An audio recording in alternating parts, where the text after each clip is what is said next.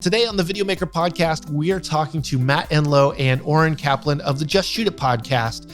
We're doing something a little different here where we're actually posting the same podcast to both of our audiences. So tune in and it's going to be a great conversation. So you're really going to enjoy it. If you are new or haven't subscribed yet, please subscribe to this podcast on Spotify or iTunes and leave us a 5-star review. It really helps out with starting out podcasts like ourselves. But without further ado, let's get into the show.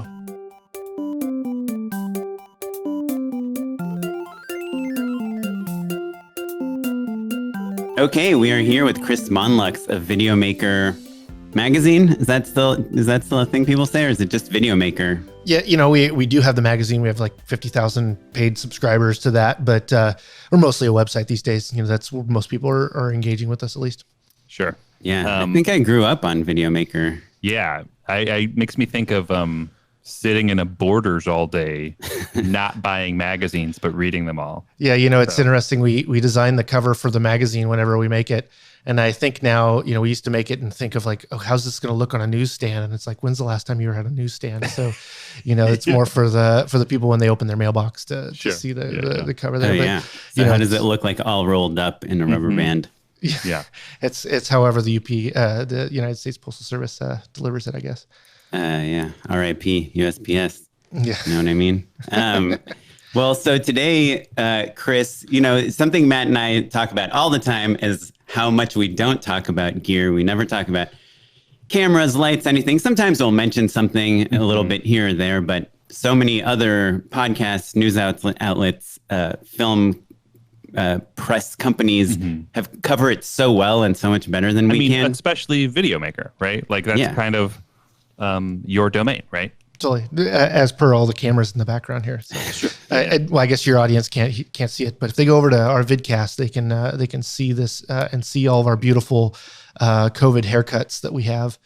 Already siphoning off our listeners, Chris. Yeah, good work. Yeah, I'm not usually good at that, so it's all right. I'm just kidding. But we thought, part of like our ethos on the podcast is about not waiting for people to hire you, not like, being anointed a filmmaker, but actually just shooting things on your own. But we never really talk about the physical things that you would need to shoot things. On occasion we'll say, just shoot it with your phone. Yeah. And people, to be fair, like listeners will write in and they'll say, hey, I'm thinking about getting started. What should I buy?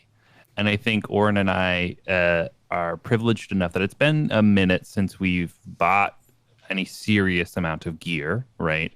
And most of the time we'll rent our cameras, right? So we have a wide understanding of what camera is right for what job, but we haven't had to plunk down the 5 figures in most cases that I think a lot of other filmmakers are constantly contemplating. Totally. And we get the question a lot of like, it is, the answer is always phone. Like, what should I use to get started? Well, we, are talking a lot to the entry level, in the, like, I have a story, how do I tell it? And, it's like, well, just get to telling it because the story should drive, if you have a good story, it comes over all that gear. But, when it comes to actually looking at the gear, we tend to review stuff, as singular things. And so, I can tell you the good and bad of that camera. And a lot of the stuff is good for certain things or good for other things, but half the time it's just more of like what inspires you, what's the gear that gets you to get out and create. And so I think whatever that is for someone, especially at the beginning of their career, that's what makes sense. But then when you're moving up in the world, we go up to talking about the kind of entry level $10,000 cameras or so, and that tends to be kind of outside of our world. We're talking to small teams most of the time. If you're hiring people you don't know for a shoot tomorrow, it's unlikely we're covering that. But the small teams or small crews typically are really live and die by what gear they have or what they are able to do because of the capabilities that they're selling it on. If you're a wedding videographer or whatnot, being able to upsell that you can produce it in 4K is actually a pretty big added value to that kind of customer, or even like a television ad for like a regional or local advertisement. But, you know, if we're talking to Pepsi or like the ads you guys make that are definitely, you know, national brands and stuff, that's probably not something they're hiring you for. They don't really probably even concern themselves with what equipment you're using. They just want the results, right? You know, Chris, I wish that were true, Really? but they love to concern themselves with everything. Yeah. I mean, I will say that I believe that most people at agencies and things don't really care about the cameras, but we always tell them. Yeah. At least, you know, in our pre-production meetings, like, we're The shooting last on the job I Alexa, did. we got these amazing lenses. But, you know, we're Well- just selling. Even if they're not amazing, we're going to say they're amazing. Sure. Yeah, there's a very fine line of informing them, because sometimes you get someone who's really engaged and they really want to dig in, and they have, you know, there's the question underneath the question, and they're really saying, like, is this going to look good on social if we crop at 16:9 or 9:16 or like things like that. So reading between the lines on that stuff, I think, is important. But then oftentimes you will see that moment where their eyes glaze over and you're like, we're shooting Alexa, it's fine. And they're like, oh, good. Okay, great. Yeah. And they don't know what Alexa means. They just know that's You just say, That's a like, dinger Oscar word. movies shot on this camera. Yeah, But they do care about deliverables, right? Which is, I think, kind of the same thing you're saying, Chris. Like when the bride and groom are like, oh, we can get this in 4K, or the, you know, company that you're doing a spot for is like, will this look great on Instagram? You know, that does make a difference. And like Matt is saying, 9:16, this weird format that now everyone wants, like a vertical frame, but they also want it to work in 16:9, the landscape frame. You know, having a higher resolution camera does help you do that. Yeah, absolutely. Well, it reminds me of when I first got started and doing local advertisements for a NBC and CBS affiliate. And we would bring along our big-bodied camcorder because that impressed the client. But the most of the time, we were just using it for like audio. We were just tracking. You know, it was like, oh, it has 2 XLR inputs. We're gonna bring our DSLR or mirrorless along, Right. And that's gonna look a lot better. And we're gonna use that. And they're gonna be like, aren't you taking video? And yeah, we are. But they really wanted just the wow of like, oh, can we take a picture for the Instagram and we'll the Instagram. You put a matte box on it. You try to make it look as legit as it possible. looks all cool, and you don't use any of those tools. It's just there for the client. But you know, that's also the client that like you make sure to have a preview monitor for them, because they want to, you know, be watching it the whole entire time right there along with you, which is a nice fun problem to have. Right. Yeah. So I thought maybe we had kind of 2 topics we wanted to talk about in terms of the gear. One is what we look for in a camera, what's important to us and why. And then 2, diving into the specifics of like what, you know, a DIY filmmaker, a regional commercial videographer type filmmaker, and an indie filmmaker might look for. And then even maybe prescribe a few really specific model names, because the one thing, while I do obviously agree that story is more important than equipment and gear, it's something that I find is super helpful to me, and I consider myself probably on the little bit more technical side of film, is having a community that can support me with the gear I have. And so to me, industry standards are really important. The reason I switched to Final Cut Pro in 2005 was because I couldn't find the support I needed for Premiere. And the reason I switched back from Final Cut Pro to Premiere, you know, 5 years ago or whenever that was because I was finding that support. And so maybe, you know, we talk about this all the time, maybe a Samsung Note 7, whatever thing has a million more features than the iPhone, but everyone's shooting films on the iPhone. There was a movie at Sundance shot on the iPhone. So it's a proven thing that you can share your tips and tricks with. So I think part of the industry standard thing that I find helpful is just getting gear that other people have used to do this thing that you want to do with it, so that you're not trying to reinvent the wheel. Yeah, well, and I think the other problem, or the other thing that we're trying to address really, is that, like, I think I'm probably more technical than plenty of directors, but I'm less technical than Oren. And Chris, I'm with you on the like story first. I think we all agree that, right? But also there were filmmakers out there that are like, yeah, but I do have this bat mitzvah money and I want to spend it on something. What do I spend it on? You know what I mean? Like, what is the smartest investment that I could possibly make with the funds that I have? Because, like, most of our listeners are Jewish 13-year-old girls. I said bat mitzvah, not bar mitzvah, Oren. Yeah, bar is the boy. Bat is the girl. Yeah, and you said most of our listeners are 15-year-old boys. I said 13-year-old girls. But sure. Never mind. They're having quinceañeras. That's yeah. There you go. It's my quince money. What am I going to do with my quince money? But the point, or graduation money, or they just have saved up, or they, the point is like that advice only goes so far, I guess is what I'm trying to say. Yeah, when I'm testing cameras, it's really funny that, like, especially on something that hasn't existed, a new feature that and we tend to get cameras early or even before they're released, and nothing is worse than needing to do something that no one has even put on the internet yet. So it's like, I'm having a problem. I have to reach out to the engineer of the camera to answer my question. And a lot of times that, a lot of the camera manufacturers are Japanese, so you might have some translation or whatever. And time difference too, right? Totally. It's going to take 2 days for them to get back to you. Yeah. You're not going to just be able to quickly Google search it, which is a nice, fun problem to have. Sometimes it's not really, but then a lot of times I'm testing features that are like no one asked for.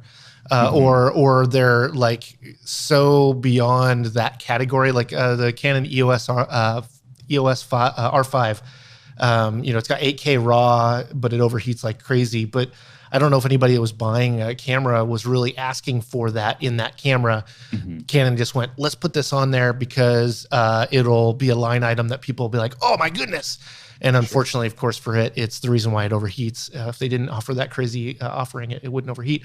But, and then, of course, you go, oh, that would be great for someone that's shooting, little 30-second clips or something like that. But, if you have to keep doing the long roll, some cameras just not going to work.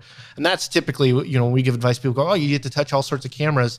What's the best camera? And I go, for what? What are you using it for? Because, a lot of the new technologies are going to help with some things, like the autofocus on a camera might be fantastic. And for the longest time, we wouldn't recommend a camera with autofocus for video for the sake of, you're the director, you should be choosing what's in focus.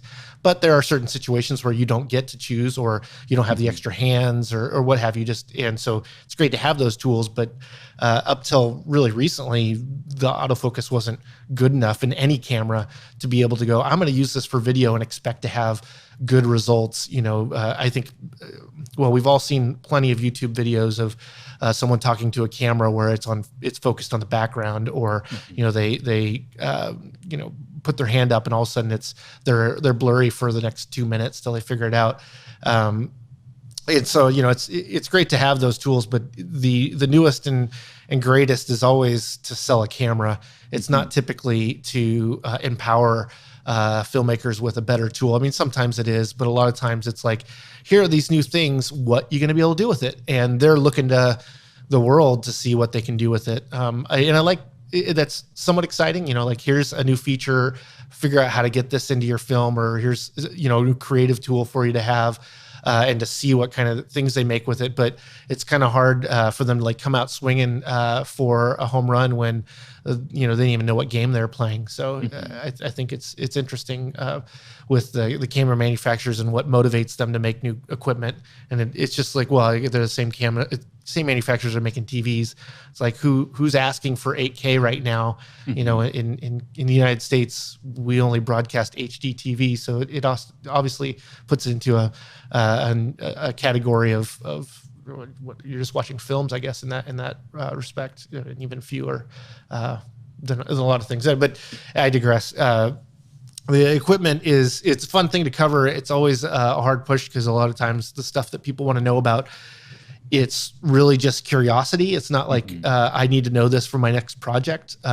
Sometimes it's like, if you're shooting on a gimbal and you don't have someone to pull focus from you from afar, having awesome autofocus is key. You got to have that. And so the better it's going to be, and the better you can have an easy setup, or it goes in and out of different types of shooting easier. Well, let's talk about it, actually, because I think that there are a few key aspects to any camera that I think have become more important to us or less important, or like, we don't care about, right? So like 8K is a good example of like, maybe that's important for people, maybe that's not. Yeah. But when I am looking to build out a job, there's a few things that are the question marks for me, right? Totally. Autofocus, I think, is one of them, actually, depending on what we're trying to do and what our A camera is, right? But I think your point of like, if something's on a gimbal and you're trying to go fast, autofocus is kind of important, right? Yeah. Whereas like, I don't think, Oren, correct me if I'm wrong, have you ever used autofocus? Does like a proper like cinema camera even have autofocus exactly the way we're talking about? Like facial tracking and stuff? I think maybe some. I remember back in the day when I used like my HVX 200 and then DVX, they did have autofocus. They did. It was really slow, but again, when I'm running around or doing docu style stuff, it could be helpful sometimes, and it could be really hurtful sometimes, depending on how you're framing your shot. But I don't think, actually, I've used the Sony A7S on a gimbal with autofocus. And I guess I mean like pretty well. The professional cinema cameras, maybe they have autofocus, maybe they don't. It's not a thing that you're thinking about quite as much. Whereas something that's small and lightweight, something that you would maybe throw on a gimbal and be your C camera or something like that. Chris, like you said, it's really probably quite important that you're running around and being able to like do some pretty advanced facial tracking with that. Yeah, this is that's one of the categories that's interesting, that it's finding its way first in consumer, prosumer. They like, I don't think that's really a category anymore, but your Sony Alpha, your small bodied mirrorless cameras, have great autofocus. They're meant to be these hybrid photography cameras. So the autofocus is obviously really helpful for capturing a moment of something you don't have control over. But when you have control over the set and all the rest, leaving it to autofocus seems like a control that I'd rather control. However, like with Sony as a good example, they are bringing all their autofocus up. So like I know that like the Venice has pretty substantial autofocus in it, but it's not like what Canon's offering in their newest cameras, which is as good as the stuff they've offered below. So like I'd say cameras coming out this year, you might see some you're seeing the. I'm pretty sure the Red Moto will support autofocus lenses also. The new Red camera. Yeah. I haven't used it yet, but I've heard some really great things. And it's really, it's so small, so it makes sense to be that camera that you might need, like put it on a gimbal, or actually a great place is drones. When you're mounting on, it's like just great to be able to have some focus tracking on a subject. But they're even going further into having like, eye tracking or left eye or right eye tracking or, animal eye tracking, which is, somewhat difficult depending on what kind of animal you're shooting. And those are things that were offered photographers, and they're coming over into the video world and then into the motion picture world in that order, which is kind of weird for most technology in especially cinema cameras that, offering those kinds of things. It's like, well, cinema lenses that you pay so much more money, I don't know any of that has autofocus on them. Like that's the point. Sure. So it's like, But I think you're exactly right. And I think we really need to separate our conversation to two very specific places, which is whether it's cinema or TV or movies or whatever, there's shots that I would deem as cinematic, which are trying to tell a story through the framing, through the motion, through the performances, through the lighting. And very, very rarely will an actor in the shot be looking at the lens in anything cinematic and narrative. Yeah. And then there is the more docu-style, vlogging, documentary, demoing, even if you're doing like a webcam type movie narrative or something, I think the autofocus is usually, and correct me if I'm wrong, Chris, it's designed to focus on faces that are looking towards the camera. It probably wouldn't do a great job focusing on the back of someone's head if we're following them as they're about to go into the big basketball game or something from behind. It's probably going to try to focus past them, so it's, again, like the fact that you're not in control of the focus is probably how cinema lens makers are thinking of it, right? Totally. Why are those barrels so big on those lenses? It's so you have these big focus rings, so you can have this real precise manual focus, right? Totally. And that's, when I think about filmmaking, I think of, someone told me this when I was in college. I became a filmmaker because you get to be God.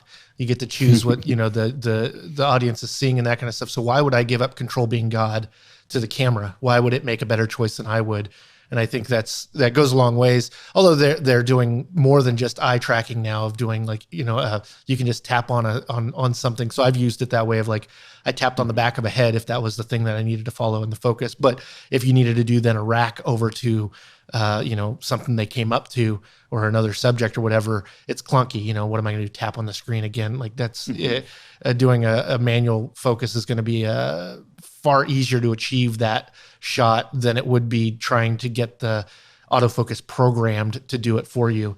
They are doing a lot smarter, and there's a lot more AI, which is interesting in the idea of autofocus, of them trying to extrapolate where you're moving or whatever.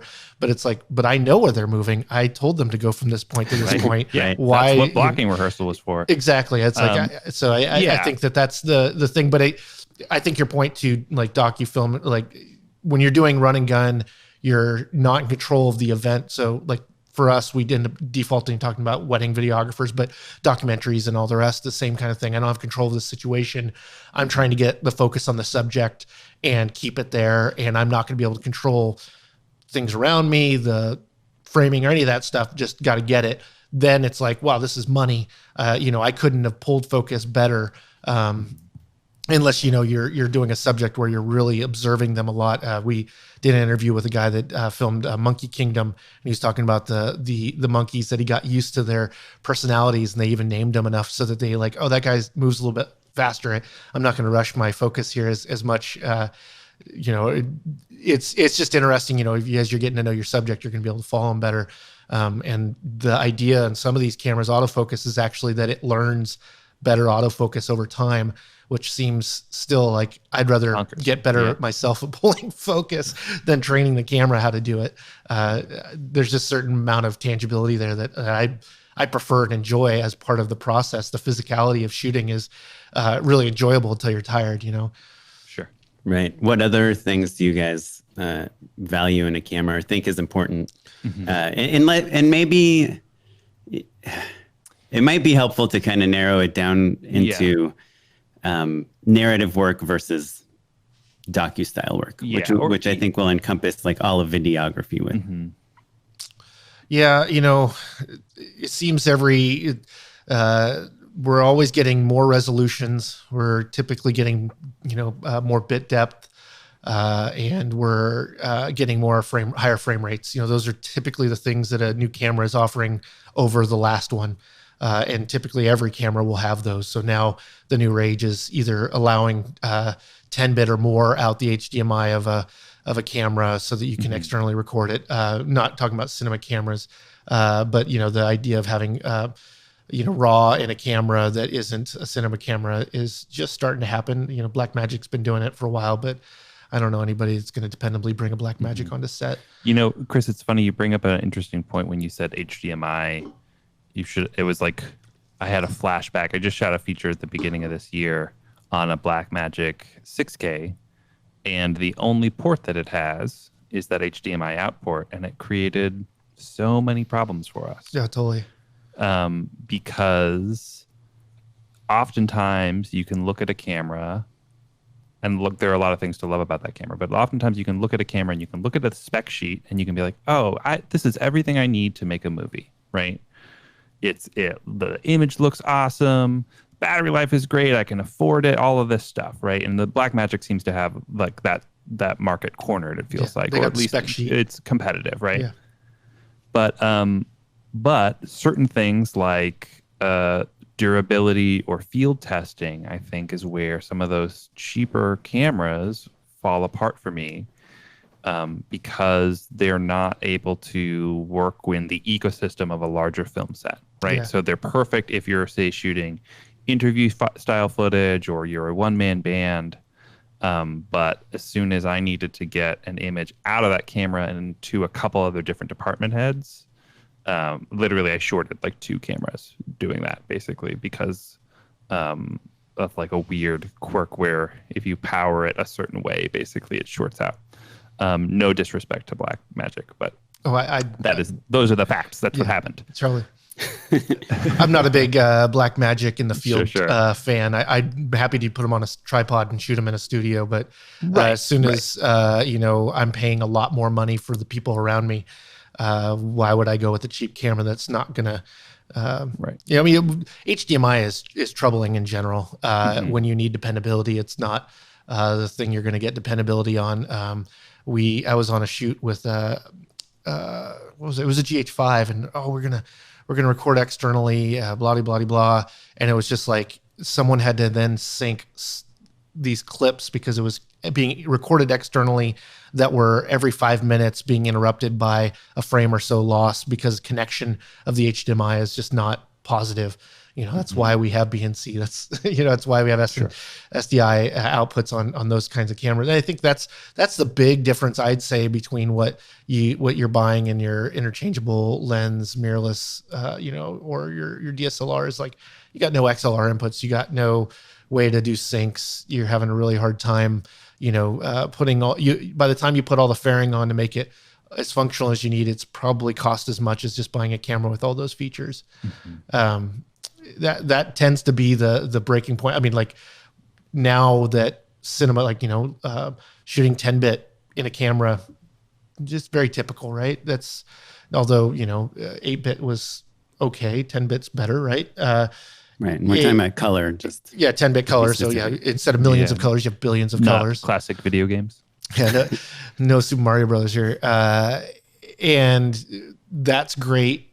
But the problems that come along with that change from 8-bit to 10-bit for editing on a computer is very significantly more. Your computer is going to have a harder time with 10-bit because it's mostly H.265 or HVAC. And because of that, it's just clunky on a computer and you have a hard time editing it. Yet I can edit 12-bit RAW, no problem with my computer, and it's happy in the same resolution. So there's just certain drawbacks that are with the consumer bundling of these higher end things, or even like logs. I mean, that wasn't a thing in consumer cameras for the longest time, and now it's like, we can now make on a spec sheet that it's got 15 stops of dynamic range. If you shoot on log, that's great, but a consumer is not going to know what to do with log footage. It's definitely also, I just added a whole 20-30% to my post-production just because we're going to have to grade everything versus, out of the camera or what have you, depending on the project you're working on. I don't think that the budgets are that flexible when you're shooting on a smaller camera. Tend to do a lot more indie work that way. Videomaker has been the go-to website for video production professionals and enthusiasts since 1986. There's a reason a quarter of our audience has been following us for more than 10 years. Simply put, our content makes our audience better at producing video. For whatever level you're at, we have the content to get the quality of work where you want it to be. Nobody knows this better than our Videomaker Plus members. With exclusive offers and access to courses, webinars, back issues, and the digital magazine, they're able to stay up on the top of their production game. So now we want our podcast listeners to get in on the exclusive access. For a limited time only, we're offering a $100 discount to our Professional Plus annual membership. That's 42% off the normal price. To claim this exclusive deal, go to videomaker.com/2020plus. That's videomaker.com/2020plus. PLUS, not the symbol. It only takes a minute to sign up, and you'll get immediate, unrestricted access to all of our content. Don't wait. This offer will not be around for long, and you just can't ignore the benefits. That's $100 you can save that can go straight to new gear, software, accessories, whatever you want for your production setup. Don't wait. This offer won't be around for long. Once again, claim your exclusive offer now at videomaker.com/2020plus.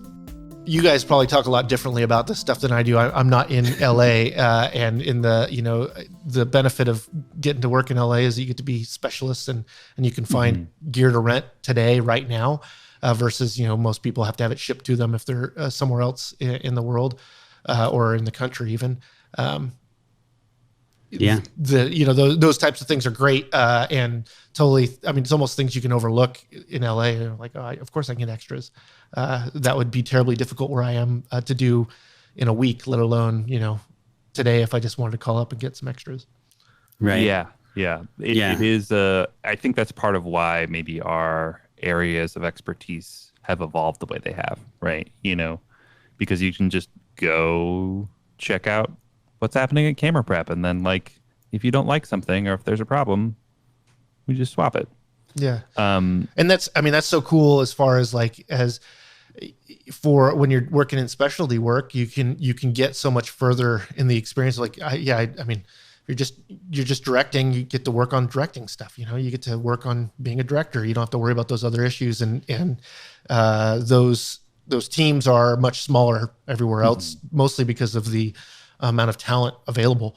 But the nice thing about this show, about both of our shows, right, is that we have listeners all over the world, right? So like, not everybody is going to be like, oh, I'll see you at the camera house. Yeah, right. So let's maybe actually, I think, Oren, like you were saying before, if we kind of break out the different classifications of the buckets, the types of people that we're thinking of, right, who were probably thinking about buying a camera, right? Like, we talked a little bit about like what we care about, like, can you monitor it? Light sensitivity, I think, is something that we touched on a tiny bit. Like, there's a lot of those kind of ballpark things that we need. But let's talk about, if you have to buy a camera, right, and you're a DIY filmmaker, or you're a small team, like a short filmmaker, versus like a doc videographer, versus like, hey, I'm going to make my first indie feature. Like, those are kind of maybe the tiers. And let's just walk through them. Let's start with DIY filmmaker. Can I actually just kind of, before we jump into that, a little more. Yeah, for sure. Just wanted to ask you guys, if you're going to make a short film that you want to submit to Sundance, let's say, and you have a $2,500, let's say $5,000 budget. First question is, do you buy or rent a camera? Given that you don't have to spend all the money that the camera costs. That whole $5,000. So are you saying I can rent a camera? Is that what you're saying? I'm saying, let's say you're making a short that's about that size, there's those $5,000 to $10,000 shorts that your dream is to get into Sundance. It's like a narrative short of some sort. How do you decide if you buy or rent the camera? I would say at that budget, there's only one choice of renting. I guess it depends on how long you're renting it, but $5,000 is going to hardly get you a body and a couple lenses. And then you have no one to shoot and you have no money for the project.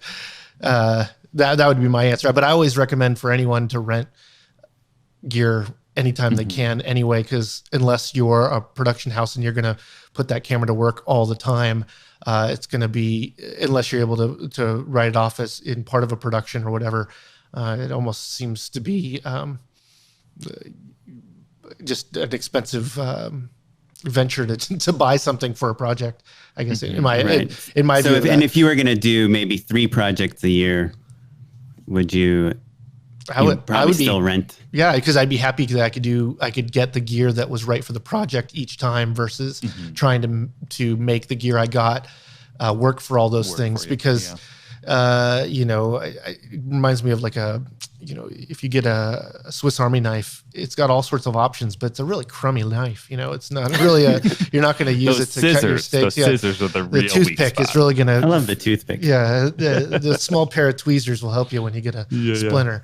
But but it's just I always think of that when for a project of like, I'd much rather have the right equipment than good equipment, just generally, because you're going to be paying for stuff that you don't need or use. I almost always think if you can buy a piece of equipment used, but it's really scary to buy used electronics, just because you don't know how someone treated it. So it's actually best to buy stuff when they're shipping it, when the new model hits and they're trying to get rid of all the old inventory of the last model. That's like new in box, but like deeply discounted. That's probably the best place spot to buy at any time. But that's going to be because the last model is, I haven't had too many projects where it's like, I have to have that newest thing or I can't do the project. And if that is cool, then you found the right project. You're right. The gear because it's defined by the project, but otherwise it's like, how can I get here with the best equipment possible with the budget I have. I think having creative restraints is a fantastic thing. Those are things that are hopefully going to make you make creative decisions, hopefully based on story or the project rather than your hopes and dreams. Right. So I think it's just a good thing to point out. I think probably most of our listeners know this, but for those that don't, or for those that are less technical, you could probably rent an entire Alexa package with lenses or a Red package with lenses 4 times for the price of one DSLR package that you buy to own. So if you are not planning on shooting, at least once a month, then renting is probably the way to go. And you'll probably get something that's much closer to what mainstream Hollywood and big budget productions are using than if you try to own the gear. Yeah. It's a complicated question because I think, we're trying to speak to a lot of different types of filmmakers out there. And I think, Chris, to your point, like there are filmmakers out there that are willing to make the investment and kind of get into the gear rental game. Yeah, totally. Like that they're going to make money off of that gear, whether they're shooting with it or they're renting it out to their friends. Totally. That's different than a person whose stock and trade is in, say, like wedding videography, corporate videos, that sort of stuff. Then owning makes a lot more sense. But if you're the type of person that's like, hey, I want to make, the next Star Wars, right? And your shorts are a proof that you know how to make quote unquote cinematic, feature style stories, then the value of how you're spending your money shifts a little bit. Totally. The other thing that's interesting, and I'm so grateful that we're talking with you now, is that I think, Oren and I talk about how great LA is every episode, even when it's on fire. But I think that the difference between markets where there's a ton of inventory and at smaller markets, in terms of cameras, really changes the way in which you can get a hold of gear. And that's something that we are always reminded of. But like, you can get an Alexa Classic for free practically, because they're just like collecting dust on shelves, and there's 12 in every single camera house. They can't get rid of them. Do you know what I mean? Totally. Whereas your point was like getting that sort of gear elsewhere can be a little more complicated. Yeah, like to answer Oren's question, I would be like, yeah, of course I would rent a camera. It would cost me $200. Yeah, exactly. Well, I mean, there are plenty of mail order, lens companies and that kind of stuff, which are some really great ones, actually, Chris. Maybe you can share the names of a few. You might know. Borrow Lenses, Lens Rentals. Old Fast Glass, I want to say, is maybe one. Yeah. I get a lot of Instagram ads from them. I tend to go to those because we have credit with them, so I don't actually spend money with them. But it's the thing is cinema lenses are expensive, right? I mean, just a basic prime, a cheap one's going to be on the lowest end is $1,000, which isn't crazy money or anything, but a Cine Zoom's 25 grand. Same quality type of thing. So really wide swath of things. And you can rent those, without the liability of having 25 grand on set, for $200 for a week or what have you, or for a day or what have you. I think you're talking about the idea of buying to be able to rent to your friends. That's totally an LA thing. I mean, I imagine it's a big market thing in general, but like, I have a friend that's a DP down there, and he totally has an awesome set of lenses, but he owns no camera. And but it's because he's like, well, I rent the camera and I rent all my lenses to my friends when they need them, so they pay for themselves when I'm not using them. And then then I can just choose the camera that has the newest technology. And the whole like you marry your lens and you date your camera body. Is very much true, and that I can use my lenses across multiple bodies. Yeah, man, I've got lenses all over town. Yeah, got lenses in different area codes. Yeah, there we go. But I think it's a big thing. I mean, that's being able to have connection with someone that has something. You're like, oh, I can actually touch and use this before I just buy it off of a website or rent it off a website or whatever. It can be for some, hard, but I just think of, especially if you're buying a camera, the idea of renting one for 10% of the cost of that camera and finding out that camera doesn't suit your needs is going to be so much more valuable than the ability than getting it, just not renting it in the first place, or being able to find the right gear for you. And I think when you're buying, you typically, at least for Videomaker audience, it's, we're talking to someone that's buying it to use for a lot of things. It might be a wedding videographer one day, he's doing your bat mitzvahs next, he's doing a corporate video the next, doing a local ad, and then a short on the weekend. Yeah, exactly. And you're doing all those different things, and all those things have drastically different needs, so that camera can do it well in a lot of places rather than great in certain places. It's going to be far better for you than the idea of I think high-speed cameras, they're rad, but they don't have a use most of the time, but they're, it's the right tool for the right job when you need it. Well, let me ask you though, then, Chris, because I think I can imagine there's a listener in their car right now, and they're like, I don't live in LA. An ARRI Alexa isn't in my town, so I can't get it for $200. So that's not helpful for me, Matt. Totally. And they are a person who's trying to make a living and get like a ton of great use out of their camera, and they do want to buy one. Do you have a favorite right now? We're not going to hold you to it, but are there a few that maybe people should be looking at that you're right now kind of excited by? So, and is this for the videographer? This is for the person Chris just described, where they're like, yeah, I'm a videographer, but also I want to make shorts and things on the side as well. Like they want to maybe be... And some commercial work too. Yeah, some commercial work. They're trying to level up, right? But they're still they're making their living, by shooting in a variety of different circumstances. Yeah, and feel free to give us two budget ranges, there's definitely the cheap, $2,000 to $3,000, and the $5,000 to $10,000. Yeah.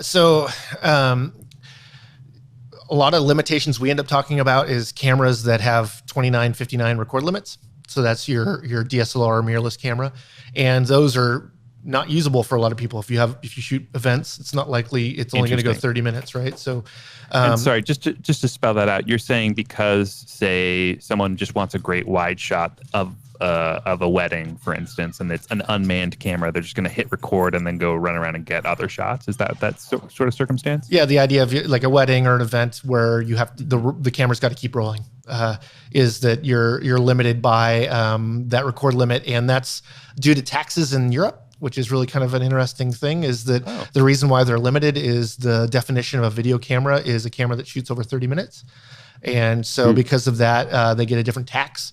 On import tax on the camera. So so first started, it was Panasonic. Panasonic said, we don't care about the tax. And I believe Sony sued them because they were like, how can you get away with that? And then they got away with it. And so now Sony's doing the same thing. So all the new Sony cameras have no record limit, though they might overheat in less time. They don't have that record limit. So you're talking about your cinema cameras. They should, if it's meant for video, it's going to have no record limit. You're going to be limited by your battery or your media or something else as far as the length that you can record. So for me, it puts like Panasonic or Canon out of the running because all of their cameras have that limit. Though I'm typically a Canon shooter. If you're needing a longer record time, it's just a no-go. I do like their new cameras, mostly like their new lenses on their mirrorless cameras, but anyhow, they're not necessarily the most suited for general work, though I like their picture probably better than most. I was for a long time GH5, Panasonic GH5, GH5S were really great, solid cameras. You can get an external grip so you can have XLR inputs on them. You can with SDI, BNC connectors. Lots of the things you might need to be able to actually rig out a camera and have it used in a production world outside of just the I got a tripod and a camera. But the Panasonic S1H, now it's $4,000 for the body. But the cool thing about it that I like the most is it's like every feature that's helpful from other cameras, it has that, and it does it all really solidly. So it doesn't overheat. It's got a flip out screen. It's not too tiny because tiny is not very helpful for shooting video. It's got sensor stabilization, so you can go do some handheld work and it won't be all over the place. It's got the 5-axis image stabilization on the sensor, which is real nice. So you don't have to pull out the gimbal to get a smooth shot. Though it is, a smaller body, so you're going to have to tuck your elbows in if you're shooting. It's a camera I go to a lot now. I really like it. You can shoot 10-bit internal. You can shoot 12-bit external if you have an external recorder. Great all around, except for it's got the new L series lenses that there isn't a huge selection for. So you might need an adapter if you say shoot EF or some other lens mount. Does the autofocus work if you use Canon lenses on the Panasonic camera? Yes. Well, a lot of times it's about the adapter. So if the adapter, luckily, Panasonic isn't making these lenses. It's Sigma and other brands are bringing the majority of those lenses. So Sigma has an adapter from like EF to L. And it works pretty well. The autofocus on that camera's you got to set it up right for what you're shooting. It's not just you're going to want to set up its sensitivity and how much, how often it's trying to focus and how quickly it focuses from one point to the next. A lot, whereas like Sony cameras tend to do a little bit better. Actually, the new Canon, like the R5, has got the absolute best autofocus I've ever seen. You could follow an animal running away that you don't know where it's going and keep it in focus for a long time, which would be very difficult otherwise. But most wouldn't set themselves up to have to shoot something that difficult that way. It's a good idea for a show. Yeah, animal chases. Can you keep it in focus? That'll be the challenge. I get the same thing with like following a child around or whatever, but of course don't work with children or animals. You'll be hosed. Well, what do you think of like a Canon C100 or something like that? Is that kind of in that range? C100 is, I don't even know if they're making it anymore. If you buy them, they made them already a year ago or so. I imagine they're on their way out. The C200 is actually what I'm being shot on right now. And with the announcement of the C300, which is a full frame, their newest is it Mark II? I think it is. It's full frame instead of Super 35, but it's $11,000.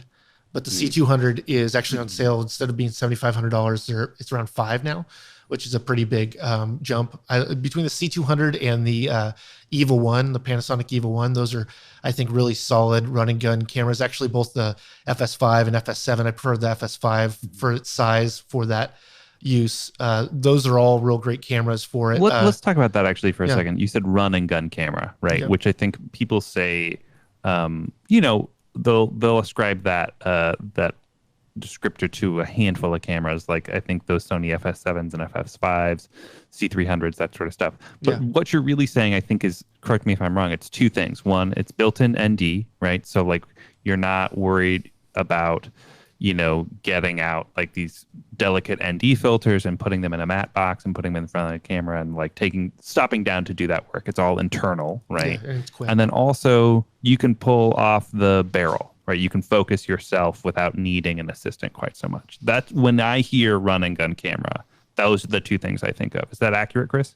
Yeah, it's light enough to carry yourself. It's definitely documentary work centric. Is when I say run and gun, I think of that kind of shooting. The kind of reactive. Right? Yeah, exactly. You're if you're doing an interview, it's beat on the street type of a thing.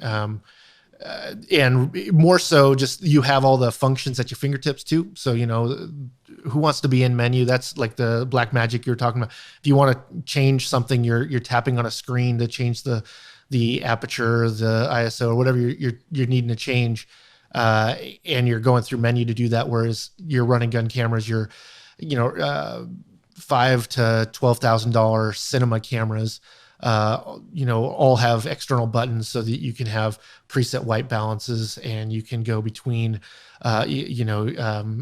different NDs.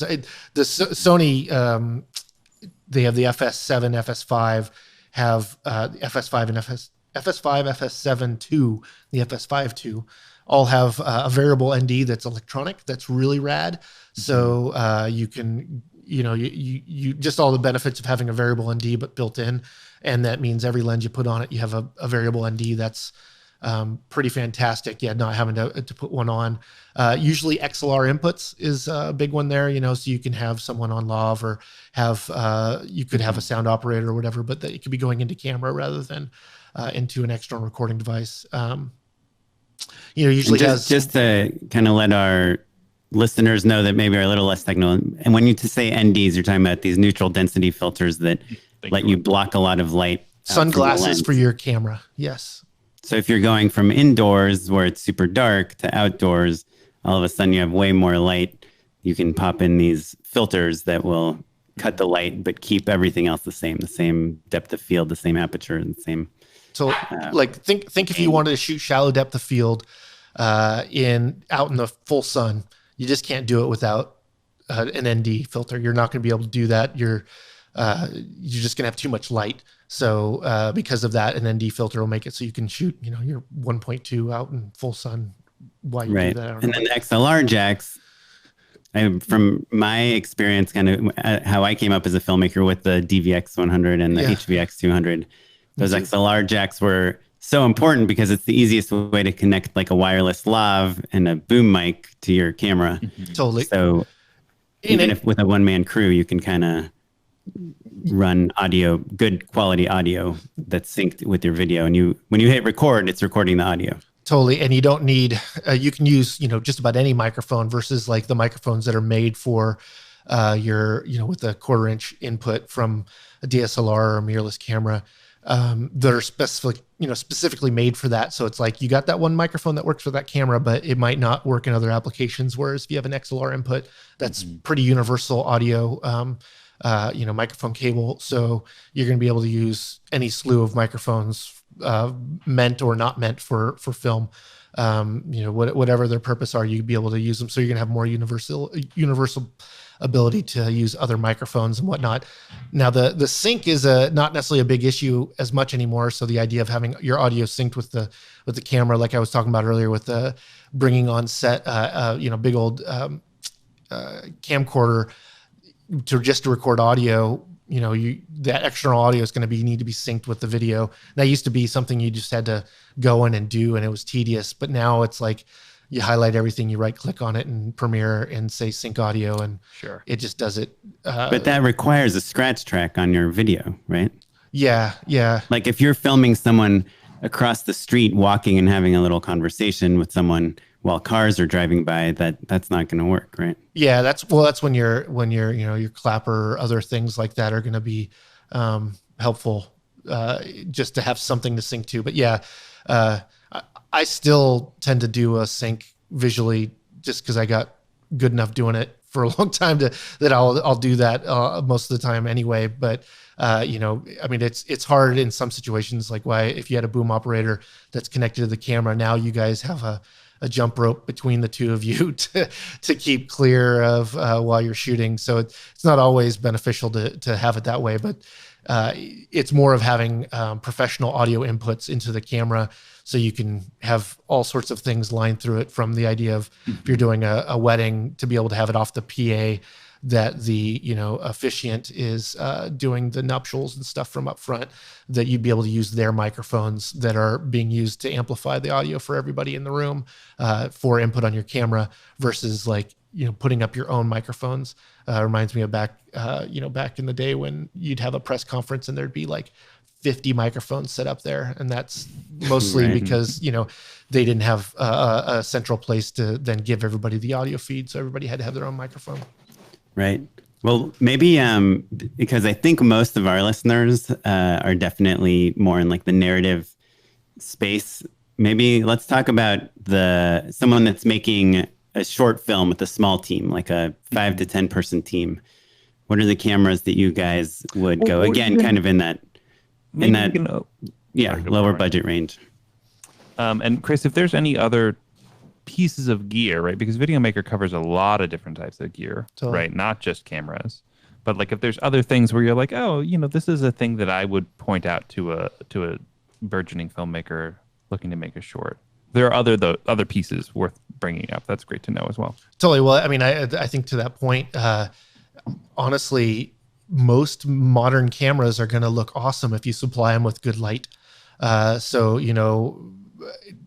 For every minute you spend on lighting and making sure everything looks great, the less you're gonna have to do in post, and the more likely it's just gonna turn out good versus trying to make something good after the fact. So always good lighting, high TLCI and CRI ratings for good skin replication, I guess. It's my favorite R&B group from the 90s. Yeah, TLCI. Don't go chasing Tell waterfalls. us what TLCI means.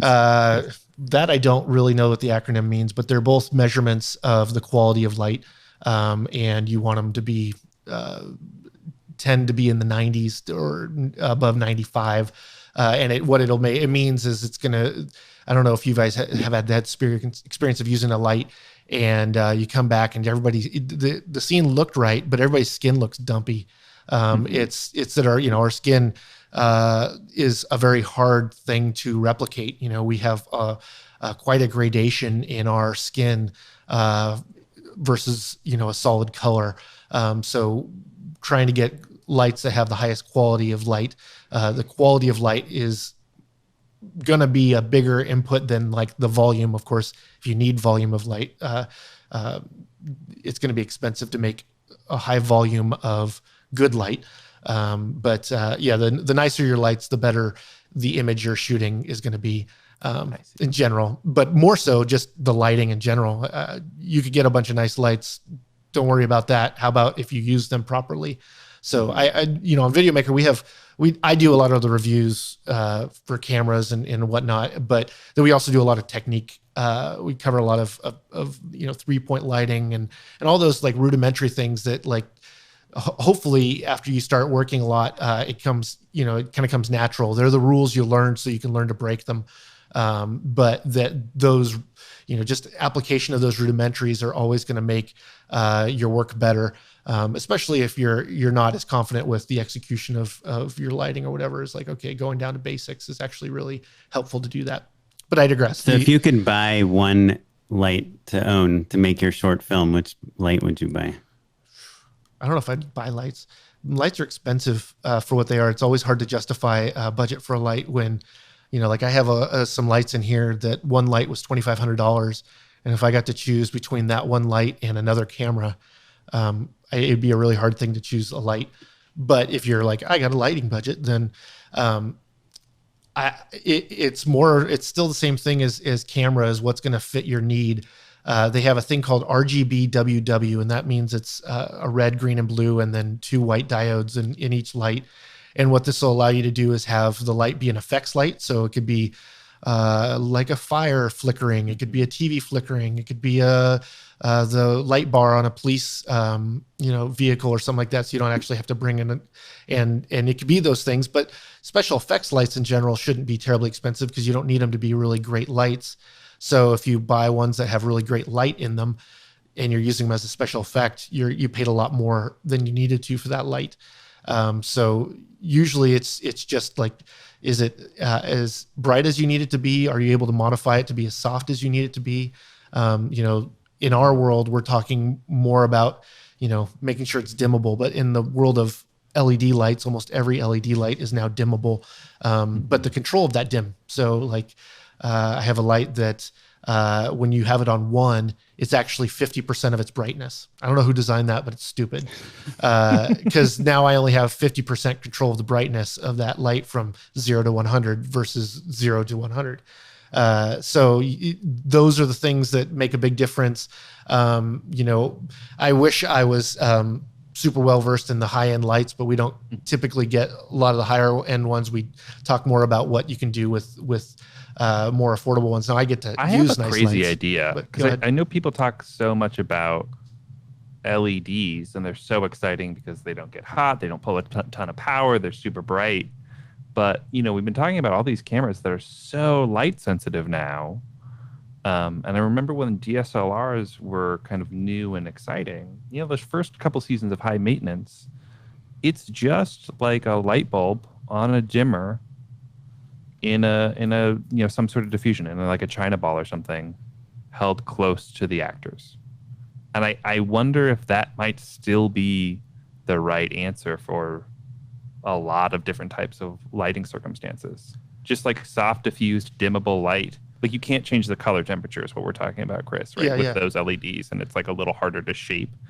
But if you just kind of want nice warm ambience on some beautiful skin tones, swap a light bulb and like build a dimmer, right? Is that Yeah. crazy? Well, Is that dumb? the only issue with the dimmer, at least on tungsten or non-LED lights, is that it actually changes the color temperature. So the amount of power going to the light actually lowers the color temperature. So you can end up getting a tungsten light down to 2700 if you dim it. Like I have some rotary dimmers that do that. So it's how it's dimmed. Like fluorescent lights, typically hard to dim because it takes a certain amount of energy to actually excite the fluorescence inside it. LEDs has been, the fastest way we've been able to lower the price of quality light and give you more options. The hard thing is if you're doing, an LED softbox, that's neat. But if I need a hard light, that's not going to help me. I'm completely out. We have some LED Fresnels here that I really like that are light panels, Sola 6 Plus is what they are, but they are fixed at 5000K. So my whole studio has to be 5000 to match those. Otherwise I get a bunch of culture mixing that doesn't look great. But do things need to be perfect? Nope. Does it look good in the camera? Mm-hmm. It does. Cool. Print it. It's great. Go for it. I think that's, the rule. It's not, you could follow the rules and stuff, but if it looks good and sounds good, and, it is good. That's, I think, the best part of being a filmmaker is that we get to trick the audience into what we want them to see and control what they're thinking about. And with that, as long as it's not pulling the audience out of the scene or reminding them that they're watching something in the first place, I think that you're probably fine. I think, Matt, your idea of the China ball is good. I mean, to me, the China ball works pretty much night interior or night exterior, but because tungsten in general is indoor color balance, the more orange light. Obviously, it works on sets when you're building giant sets and you have 10Ks and 12Ks and all that stuff. But in terms of like the DIY filmmaker, I think a China ball tungsten on a dimmer, the color, changes a little bit when you dim it, but it tends to be nice. Well, if it's the only light, then you're great. Yeah, who cares what the color temperature is? Change your white balance and you're good to go. I think the big thing or even there if is you have a few of them. Yeah, exactly. To me, the difficulty is that during COVID, we've done a lot of cleaning up of the basement and stuff and getting rid of a lot of my old things. And I have like a bunch of light bulbs, and I have my 500 watt light bulb and my 250 watt light bulb and my 300 watt light bulb. And those are very difficult to buy. You can't like go to Home Depot and buy a 500 watt tungsten light bulb nowadays. Right, which is what you used to do, right? You used to just go to Home Depot and then you'd fill up your crate and you'd have all the different bulbs, and it was like, oh, now I'm a DP, I'm good to go. Yeah. Well, and I think your point with the sensitivity, I mean, the big thing for a lot of the lower end camera, the DSLRs and the mirrorless, is that as long as you have enough light to illuminate without having just crazy noise because of not enough light to illuminate your subject, as long as your subject doesn't have noise on them, you can look past the noise that's in the darks, or that you're not even looking there, hopefully. But that's a great place to start. I mean, I have a video that's about just going to Home Depot and buying, your shop light, and then using diffusion along with it to set up your scene. You don't need amazing things. Now, if you want to get, you might be able to get 75% there, but that last 20% to get to, the what you see on TV and all the rest, that's where the thousands and thousands of dollars get spent, is to get to that last little bit, which is where really the big competition is as far as, getting high-end work. But I think, to most people that aren't shooting a real high budget anything, if you got lights, good. If you have enough lights to illuminate your scene, that's, you're probably a step above the guy that's going to have to close the framing of the scene because they don't have enough lights to illuminate it. Yeah. I will say I have this Aperture 120D here that's a pretty good general light to have. Yeah, Oren, you're a pretty big evangelist of that 120D. Yeah, I mean, I would. You're listening. Yeah, on a set, I don't know how valuable it is, but for the DIY filmmaker, especially if you're shooting daylight interiors. First of all, if you're shooting daylight exteriors, you don't typically need lights, and I'm talking about like low budget stuff. Use bounce boards, use diffusion, use grip stuff, which probably for a few $100s you can get some pretty decent little pieces of grip stuff. But if you're shooting daytime interiors, which is one way that you can get really beautiful wide shots without having a big lighting budget, is just kind of blocking your scenes around windows, around doors, around your architecture. But you need to fill in a face. You need to highlight something. Having a light like this Aperture 120D to kind of highlight the person or create a shadow or something, it's nice. Also, if you're doing nighttime interiors, like in a horror movie, or you're trying to find something a little stylized, a little more directional, a little more sculptable. Yeah. If you're kind of lighting more for the dark than for the light, I think it's useful. You can change the color temperature, with gels and whatnot. But when you're buying LED lights, there's a lot of countries of origin when it comes to the LEDs, and the big difference really is quality control of what makes it to the what actually makes it to the lamp. So, your Chinese lights are far less quality control, but you can get them on Amazon for like nothing. I mean, you can get a dimmable color changing, RGB WW light that for $100, the quality of the light's going to be low, but you'll have light. And you'll have it for a lot of different purposes. I think that I really like the being able to be bicolor. It helps, in situations where, you're shooting next to that window. I need some daylight to shine on their face to get the other side or whatever it is. So you don't have like an orange side and a blue side of the face. Those can be really helpful, although it's really hard to compete with the sun. I think to your point of the daylight interiors, the big key to all that is just making sure to shoot at the right time of day for that light source. So, if your window is awesome at 1 o'clock for that scene, shoot it at 1, because you're going to be frustrated at every other time because the light's, always changing, right? Yeah. I mean, that's genuinely the best bit of advice for lighting in general. The sun moves. Well, the nice thing too is the natural lighting is so in vogue. We're actually talking about using lights to make that same feeling. That a lot of times you're like, oh, I want this to seem like we just threw it together, but we'll spend an hour trying to get the scene set up.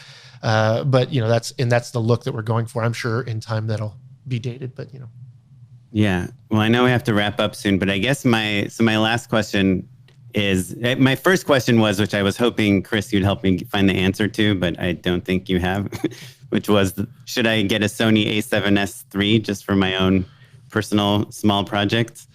And you haven't mentioned it once, so I assume it's a no. Well, I haven't used it yet. So Canon announced the R5, and Sony came just on its tails with the A7S III. And this is just my my thought that what is going on, but that all of a sudden, when the cameras coming to me got slowed down, they sent out some, and they got some, hey, this is overheating. They went, whoa, let's hold off on getting the press this until we can. Interesting. And then we can give it a bad review. Yeah. Well, here's a follow-up question then, Chris. But then, because I think what Oren is really looking for is a camera, because I'm kind of in the same boat where I would love to buy a camera to take pictures of events and my family, and just a great camera to have that also, when I'm on a job, I can throw on a gimbal for one shot and it's not a big deal. Or maybe it's a C cam, and maybe I shoot some a home pitch video. I've got a Kickstarter video I want to put up or whatever, like kind of just a nice all-around camera, but that it's not necessarily going to be the hero camera of my shoots. Is that accurate, Oren? Is that what you're thinking about? Yeah, I mean, I think I have like two needs for cameras. One is for my family and stuff, my iPhone is fine. But I think there's the thing on set, which almost always you should ask them that, Oren. An Alexa Mini, because that's the DP I work with owns one, and it's a great baseline. Totally. And then I want the camera that I can do my own experimental stuff. When I'm pitching things, I can make a short film. I can, basically I want to shoot beautiful stuff that I can put on Vimeo that people are like, wow, that's amazing. That looks great. Or this is a great story. Or feels very cinematic. but something that I can own so I can do it whenever I want and be opportunistic about it. Totally. So I have a Canon 5D Mark II, but I feel like I'm oftentimes getting better results from my iPhone. Yeah, well, the Mark II for sure. That's that camera's like, it's old. Yeah, 10 years old or something like that. So the A7S3, A7S in general, the line, and the sensor, the reason why it can be so sensitive is because it's got a small pixel count. So it's not going to be the best photography camera because you have 12 or something megapixels. It's not terribly high resolution, so compared to other photography cameras. So for that reason, it tends to not be the choice for that if you're wanting to be a hybrid shooter. But it's very much in the way of video world. It's it's pretty much the no noise camera, so it doesn't really matter what ISO you shoot at, no noise. It's that sensitive, so you can shoot under a single candle outdoors, under no moon and be able to get your exposure without noise. That's great. But not everybody needs that. And so if you don't need that low light monster, and I think that most people tend to light something, or at least plan lighting, that you won't probably be under one candle trying to shoot. That's not typical setup to do, at least I think it. I mean, I guess if you could, you'd probably do it. So and then I haven't actually shot it, so I don't really know, but I know the A7S II was a sluggish, slow camera and was really frustrating to use for photos, for anything other than just trying to shoot the same thing, really low light video. I mean, it did find everywhere else, and it's got good dynamic range, not like crazy better than anything else. So you're likely going to get similar dynamic range from other cameras in the same category. I think the big thing now is it's 10-bit internal, and those are all great. But Sony has a history of overheating. Chris, that sounds like a resounding no to me. I haven't shot it yet. What should Oren get though? Like based off of his criteria, what do you think he should get? I really like the Panasonic Lumix S1. It's just as low light. It's cheaper. What about the S5? S5, I have one here. It's it doesn't have that many as much video features. I don't believe it shoots 10-bit. I don't think that there's any log in it. I think I might be completely wrong here. I actually haven't boned up on it, but it's sitting behind me. The S5, I think that's more of like the Sony just released the, what is it? It's the smaller bodied full frame camera, and they're going all in. Everybody's going all in on full frame, and I'm just not really sure for video that you need a big sensor at all. Panasonic GH5, GH4, GH5S, that whole line is like, lenses are way cheap for high quality. You can get a lens that matches, a L series glass on a Canon, which is their high end photo glass, for half the price. Instead of $2,500 for the lens, you're paying $1,000. And there's a lot of choices for micro four thirds, but it's a crummy photo camera because you have a small sensor. But none of that really makes too much difference if you plan for the crop for video. It's got a 2x crop factor. So if you put a 25 millimeter on it, it's at an effective focal length of 50 millimeter. So it'd be like using a 50 prime on a full frame camera. And so if you just buy your lenses knowing that I want a 50 prime, I'm gonna have to buy a 25 prime for micro four thirds. It's gonna be the same experience. And quite frankly, the dynamic range is fantastic. GH5S has dual native ISO, so it's very much in line. It's got shutter angle, a lot of those cinema features that end up in cinema cameras, but in a small little camera that is, I think they're probably $1,500 now.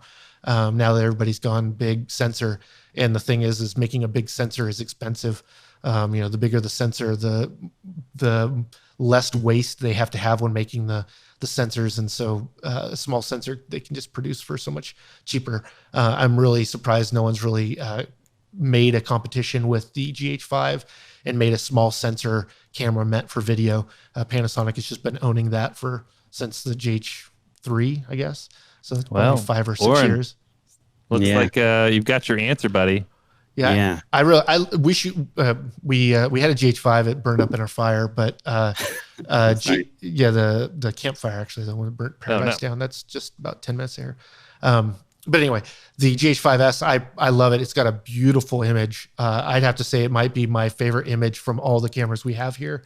I just don't have lenses for every need for it. I have loads and loads of EF lenses glass, so I tend to use Canons for that reason. Are you sure the lens isn't just right behind you, Chris? Look over your shoulder. There's a bunch. Yeah, but those are all different mounts. Let's see. Am I pointing in the right direction? Awesome. Well, Chris, we could talk to you for days and days. This was such a treat, man. Yeah, thank you guys so much. Do you have a minute to hang out and do unpaid endorsements with us? Sure, let's do it. Awesome. Because I'm not allowed to do paid endorsements, so we're good that they're unpaid. Perfect. Look at that. Well, I'll kick it off just to show you the ropes here, Chris. Mine's nice and straightforward. It's the Apple Plus program, Ted Lasso. Are you guys watching that show? No, is it good? It's great, I would even say, I dare say. And I think every review is like, oh, this show's good? Like, what? How did that happen? Well, the marketing is not good. The marketing's not great. Look, That's here's probably the reason why everybody feels that way then. It's basically just Jason Sudeikis being an indomitable optimist. And so in an era where things are pretty rough, it's really nice to watch a show that's like about a character who's really uplifting, you know? And so, and look, the supporting cast is really great. The jokes are all super sharp. It's got a lot of things going for it, but I think the bottom line is like, if you've got that hole in your heart where, you know, Parks and Rec or The Good Place used to live, where it was just kind of like feel good TV that was smart and quippy, Ted Lasso, I think, is going to fill that gap for, you know, a couple weeks at least. So that's my recommendation. Ted Lasso, Apple Plus. Nice. I will watch it. Is it my turn? Yeah, Chris, go for it. So we, on a podcast, it was probably 10 or more ago, we interviewed the directors of Crip Camp, documentary on Netflix. Oh, yeah. And man, it had me crying when I was watching it. Talking to them had me tearing up. It's just an amazing, I think, American story that can only happen here, of a fight for equality, representation, all of the things that we both are great and horrible at in the United States. But it was just an incredible, uplifting documentary that actually finding out a little bit more about the creation of it and the story of how they got all of their source material for the documentary, and just the happenstance that they still had some long story short, films about a bunch of handicapped kids that went to a camp and ended up being fighters for equal rights for handicapped folk in the United States. And that they were at a camp in the 70s where a crew showed up and randomly that someone ran into them at a gas station, and they're like, oh, that sounds interesting. And they got to the front of the camp and no one was there, so they decided to drop acid to wait. So the crew's just tripping at the entrance. Finally, someone comes in, and their whole goal was they had a bunch of video equipment at the time, which was really, really new, and they wanted to blow people's minds with the idea of what video was. And so they went in there and they filmed interviews of these kids. But the big idea was that they put a TV up with a camera and that you could see yourself on TV right now. And that was really mind blowing. But anyhow, long story short, that this was just a random group of people that were lightly funded to do something like this, and that they filmed all this stuff. And randomly they found the guy. He had moved 30 times since they filmed it in the 70s and had brought all the footage with him. Had all of it, and like it was like the core of this film, and it was just so amazing. That's like, man, like the story is just just an amazing story, but to find out that like all of the things that they had as they started to research, like, oh, we have a footage of someone filming the newscaster doing that interview, and then they also have that interview, and they can intercut the two, but they didn't even know they had either one of them when they started making the project, and like it just blows my mind that stuff still exists, that people keep on to stuff and that they can be found. And I'm so glad, but it was just one of those things where I was uplifted when I watched it. It was definitely mid quarantine. So like, it was a great story at the time for me.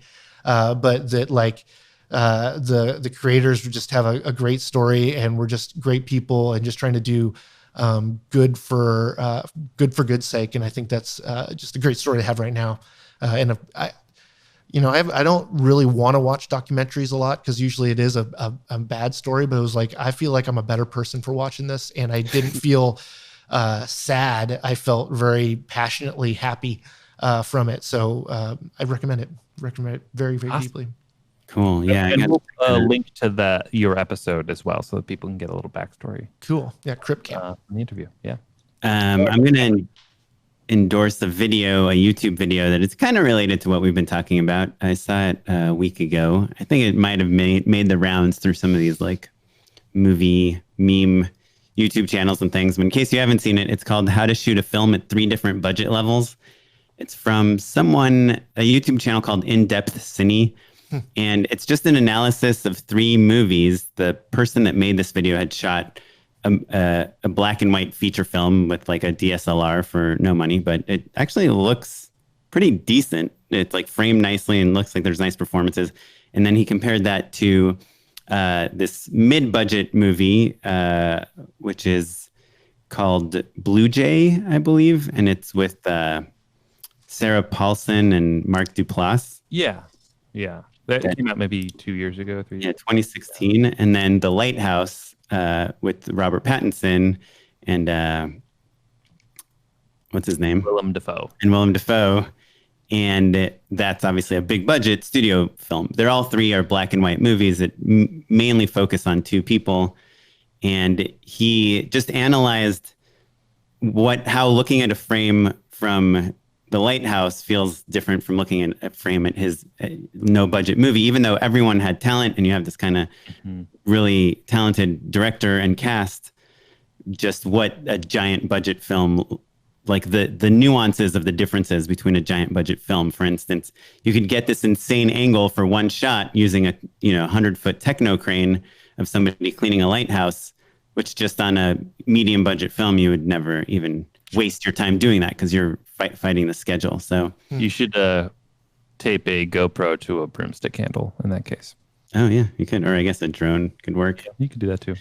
Yeah. But just about how budget really, he kind of just narrowed it down to budget equals how much control you have over the frame versus how opportunistic you have to be. And it's a pretty nice analysis. It's like a 9-minute video. How to shoot a film at 3 different budget levels on YouTube, which is youtube.com. Never heard of it. What is that YouTube thing? Yeah.